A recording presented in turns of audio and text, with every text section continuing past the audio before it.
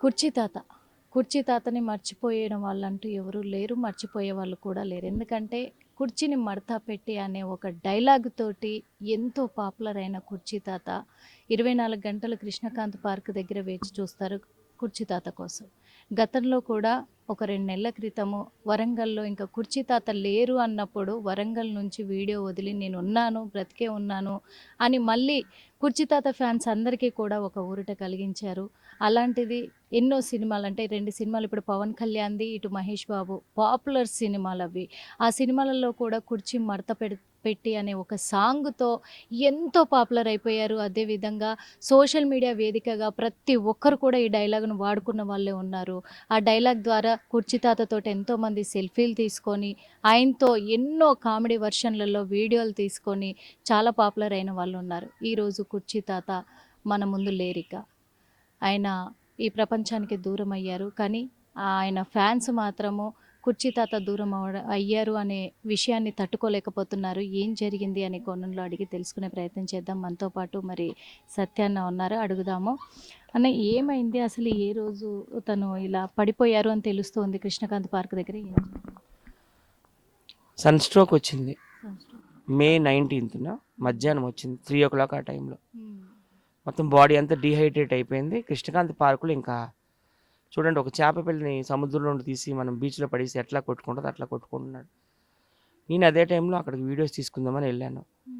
చూశాను, water bottle అన్ని తెచ్చి తాగిపించి, డాడీ ఇక్కడ ఉండకు నువ్వు మరి అని చెప్పి పార్కులో పండుకోక అని చెప్పేసి మే 19నే ఇంటికి హ్యాండ్ ఓవర్ ఇచ్చేసాను. ఇచ్చేసి మళ్ళీ నేను వెళ్ళిపోయాను. మళ్ళీ నైట్ 12 గంటలకు వచ్చాను. ఎలా ఉంది ఏంటి, ఒకవేళ మరి అంత సీరియస్ అయితే హాస్పిటల్ అడ్మిట్ చేద్దామంటే బాగానే మాట్లాడాడు. ఏం కావాలి డాడీ అంటే నాకు 90 కావాలన్నాడు.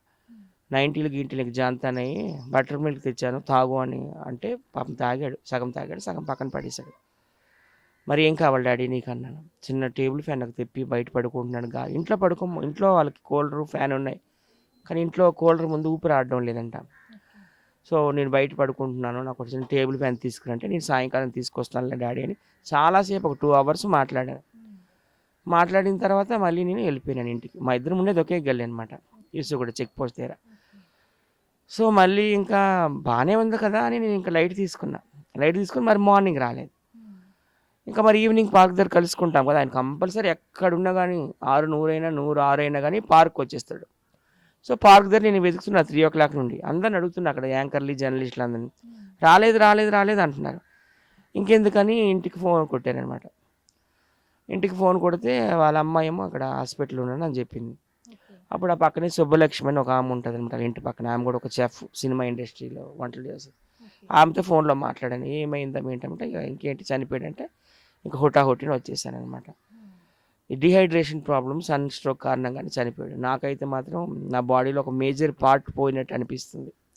ఏదో అంగవైకల్యం వచ్చిందేమో అనిపిస్తుంది. ఎందుకంటే మా ఇద్దరు అనుబంధం ప్రపంచం మొత్తం తెలుసు. ఒక తండ్రి ఒక కొడుకుల్లా ఉండేవాళ్ళం. ఆయనది కంచుకంఠం. మా ఇద్దరం ఉండేది ఒకే గల్లీ అనమాట, హైదరాబాద్లో ఈసోగూడ చెక్ పోస్ట్ దగ్గర. మా పరిచయం ఎట్లా అంటే కృష్ణకాంత్ పార్క్ మా మమ్మల్ని కలిపింది. ఇక్కడ పబ్లిక్ స్పీచ్ ఎక్కువ ఉంటుంది కదా, పబ్లిక్ టాక్ మాట్లాడుతుండేవాడు పాలిటిక్స్ కోసం.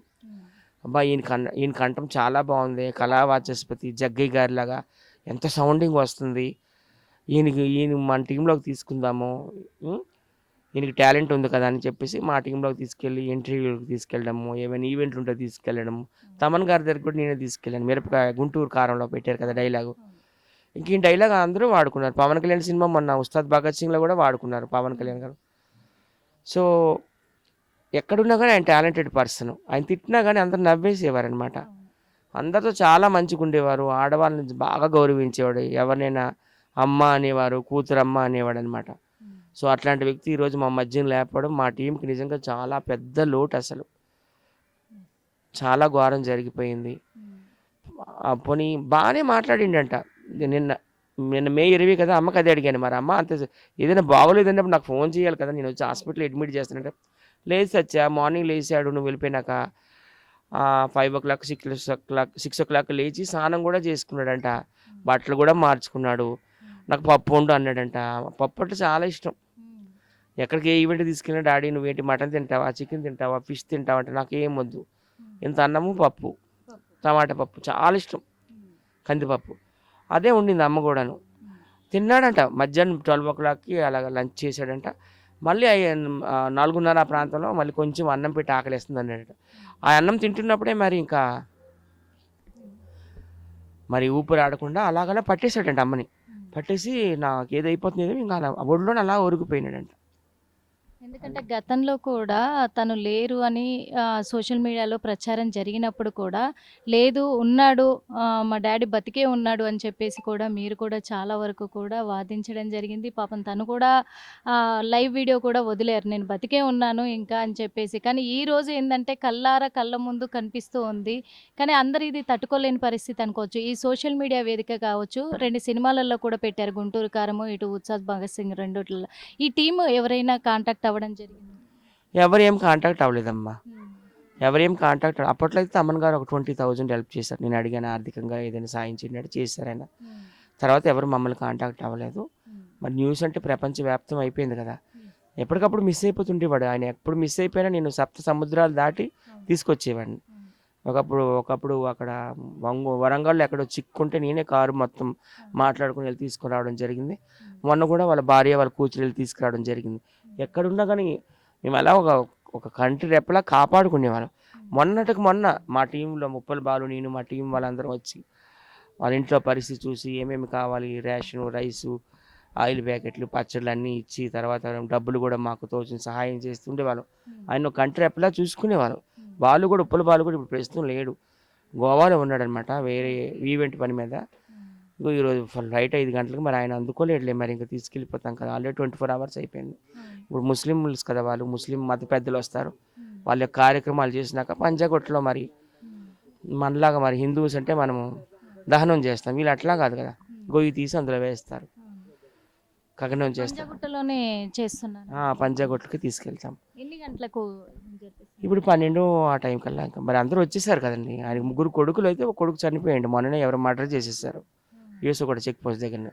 చిన్న కొడుకు, ఇంకా 2 కొడుకులు ఉన్నారు, వాళ్ళు వచ్చారు ఒకటవుట్న బయలుదేరి వచ్చారు. ఒక ఆయన మేడ్చల్ ఉంటాడు, ఒక ఆయన వచ్చి దౌలతాబాద్ పటాన్చెరు దగ్గర ఉంటాడు. కూతురుతోనే ఆయన ఇచ్చి ఉంటాడు కాబట్టి కూతురు ఇక్కడే ఉంది.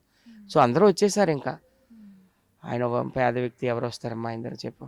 ఎందుకంటే ఆయన వీడియోలతోటి చాలా మంది ఎంతో సంపాదించుకున్న వాళ్ళు ఉన్నారు ఈ సోషల్ మీడియాలో. వాస్తవంగా చెప్పాలి అని అంటే వాళ్ళందరూ కూడా ఈయనను ఆదర్శంగా తీసుకున్నారు. మరి ఎవరైనా ఇట్లా సెలబ్రిటీలు వచ్చి చూడడం చేయడం ఏదైనా? నేను సంపాదించుకున్నాను అనే వర్డ్ యూజ్ చేయను, ఎందుకంటే మీడియా వాళ్ళు మమ్మల్ని ఫేమస్ చేస్తారు, వాళ్ళు ₹1 ఎంతో వస్తుంది, నేను ఏమి సంపాదించుకున్నారనే వర్డ్ యూజ్ చేయను. కానీ ఈ పరిస్థితిలో ఎవరైనా ముందుకు వచ్చి ఆర్థికంగా, ఇప్పుడు నిన్న చనిపోయాడంటే ఒకటి నేనే ఒక 2,000 ఖర్చు పెట్టి టెంట్లు, కుర్చీలని తెప్పించాను. మళ్ళీ వాళ్ళ పాప చేతిలో ఒక 2,000 పెట్టాను. అమ్మ ఏమైనా ఒక అగరబత్తులు, టీ కాఫీలు, పాలు తేవలసి ఉంటాయి కదని పెట్టినా నేను. ఆ తర్వాత నాకు తెలిసిన వాళ్ళందరికీ ఫోన్లు చేస్తున్నాను. ఈ అమ్మాయికి ఫోన్ చేసి, ఈ అమ్మాయి వచ్చింది లోకల్ పిల్ల, అమ్మకు ₹1000 ఇచ్చింది. అలాగే ఇమ్రాన్ భాయ్ వచ్చాడు, ఇమ్రాన్ ఖాన్ అంటే పరేషాన్ భాయ్, ఆయన చాలా పెద్ద హెల్ప్ చేశాడు ఆయన. ఆయన కూడాను 30,000 దాకా ఇచ్చాడు. వచ్చాడు నేను ఇచ్చాడు.